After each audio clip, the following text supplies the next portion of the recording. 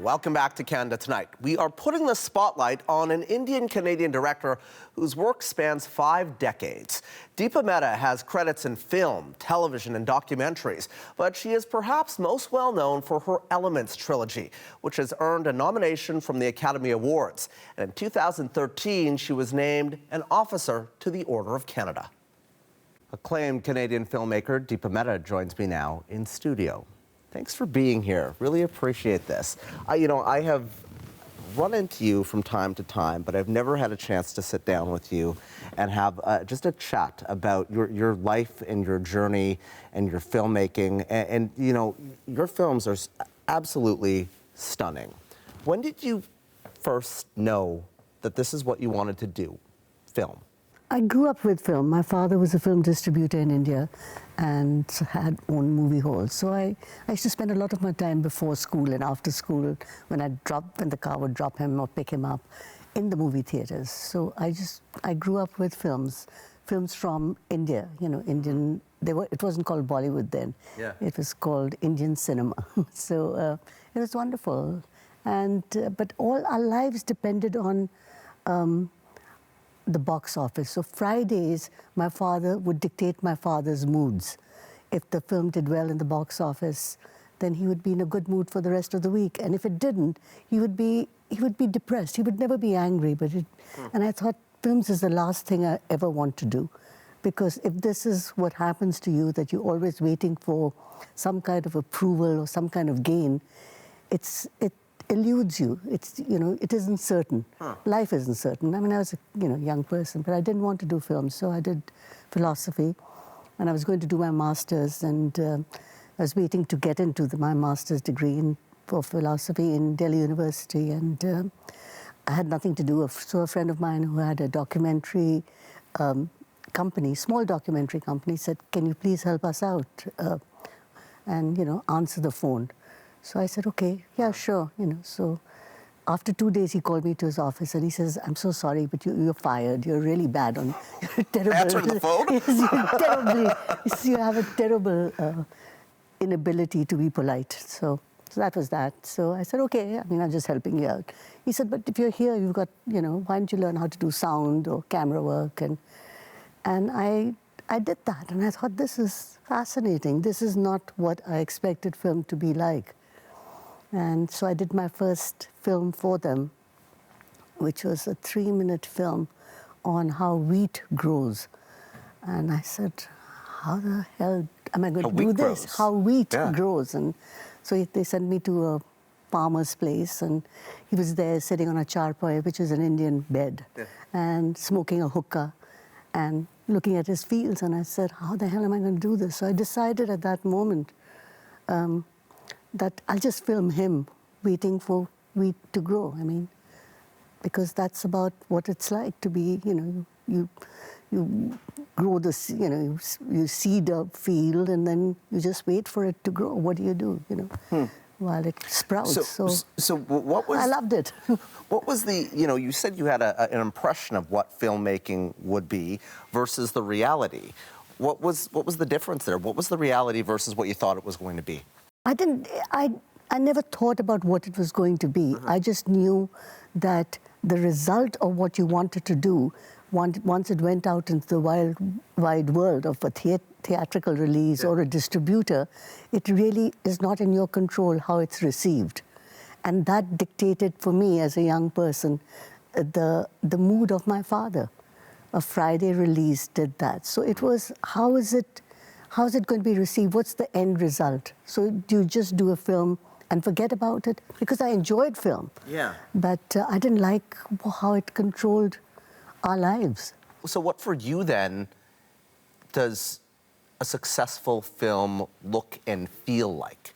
I don't know if I feel rewarded, but I feel each time I'm in the process of doing a film, I'm in the process of writing it, or I'm in the process of workshopping it, rehearsing it, and it's done, and we finish the editing. Every phase of it, I feel really excited about and nervous about, and that is such a great feeling. Once it's done, I've realized that, what do? I've become like my father, it's not in my control. Yeah, it's not in your control. I want to talk to you about this film, but I'm interested to know if, when you are in the filmmaking process, when you're in the midst of making, a movie or a documentary, if you have balance or if you're just consumed by it. I have to be consumed by it. I mean, I think the balance comes before you start working. The balance is about how you're going to go about it. What is it about? Mm-hmm. How are you going to rehearse it? How are you going to work with your actors? How are you going to tell the story? So that has to be, that's in the screenplay and in the rehearsal period. But once you're on set, I mean, I'm completely consumed. I mean.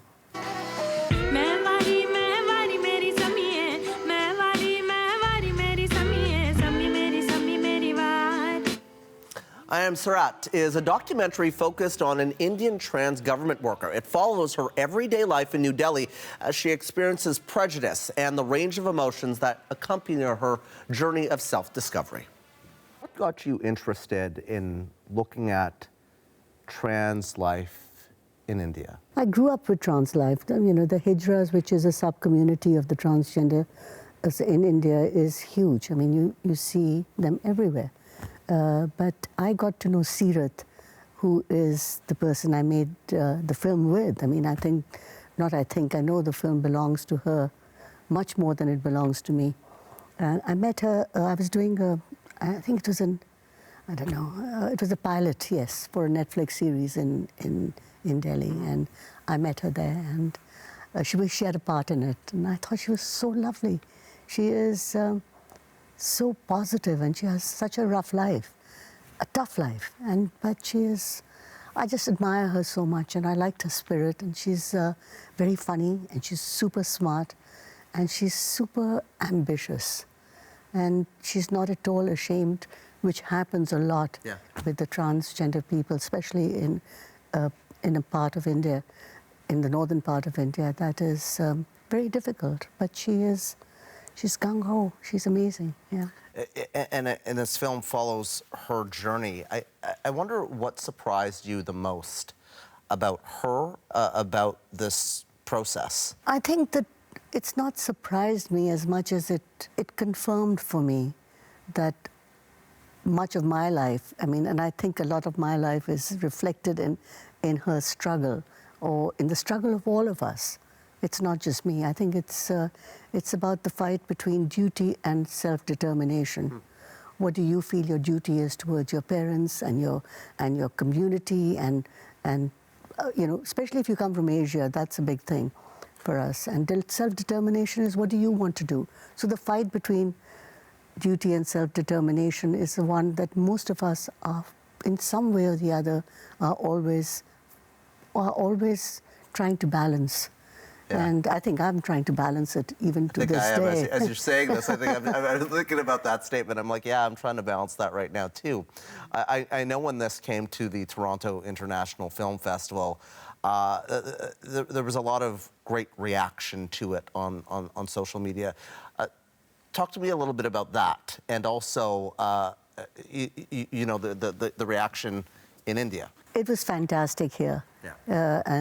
What was great was that how much the trans community in Toronto really supported it, and supported Sirat.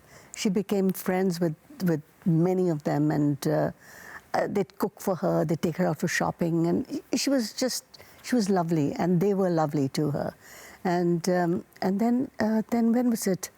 It was played at Dharamsala, which is one of the most important festivals in India. Mm-hmm. And I wasn't there, and Sirat was there, the editor was there, and you should have seen it.